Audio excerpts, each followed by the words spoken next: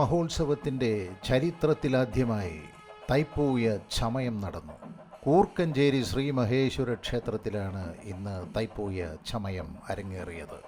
തൃശ്ശൂർ പൂരത്തിൻ്റെ ചമയത്തോളം കേമമല്ലെങ്കിലും വരും നാളുകളിൽ തൈപ്പൂയ ചമയത്തിൻ്റെ ഗരിമ കൂടാനാണ് സാധ്യതയെന്ന് തൈപ്പൂയം നടത്തിപ്പുകാർ അവകാശപ്പെടുന്നു. ഇക്കുറി ജനുവരി 26-നാണ് കൂർക്കഞ്ചേരി തൈപ്പൂയം.